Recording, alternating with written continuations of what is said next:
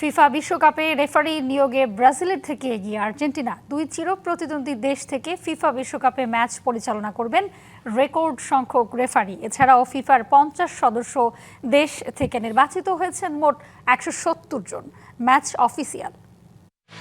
যুক্তরাষ্ট্র, কানাডা ও মেক্সিকোয় অনুষ্ঠিত হতে যাওয়া বিশ্বকাপের জন্য 170 জন ম্যাচ অফিসিয়ালের নাম ঘোষণা করেছে ফিফা। টুর্নামেন্টের ইতিহাসে সবচেয়ে বড় ম্যাচ অফিসিয়ালের বহর দেখতে যাচ্ছে 2026 বিশ্বকাপ।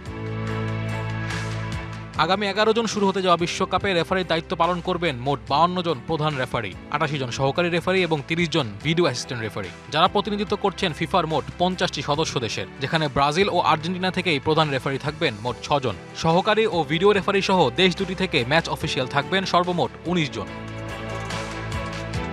আর্জেন্টিনা থেকে প্রধান রেফারি হিসেবে বিশ্বকাপের ম্যাচ পরিচালনা করবেন ইয়ারেল ফালকন পেরেস, দারিও এরেরা এবং ফাকুন্দো টেলো, যাদের মধ্যে শুধু টেলোই আগে বিশ্বকাপে দায়িত্ব পালন করেছেন। সহকারী রেফারি হিসেবে থাকবে হুয়ান পাবলো বেলাত্তি, ম্যাক্সিমিলিয়ানো দেল ইয়োসো, গ্যাব্রিয়েল চাদে, ফাকুন্দো রদ্রিগেস এবং ক্রিশ্চিয়ানো নাভারো। ভিআর রেফারি হিসেবে দায়িত্ব পালন করবেন এর্নান মাস্টানজেলো। আর্জেন্টিনার মতোই ব্রাজিলও প্রথমবারের মতো বিশ্বকাপে 3 জন প্রধান রেফারি পাঠানোর সুযোগ পাচ্ছে। সব মিলিয়ে দেশটি মোট 9 জন শীর্ষ পর্যায়ের ম্যাচ অফিসিয়াল পাঠাচ্ছে, যেখানে প্রধান রেফারি হিসেবে থাকছেন রাফায়েল ক্লস, উইলটন সাম্পাইও এবং রেমন আবাত্তি।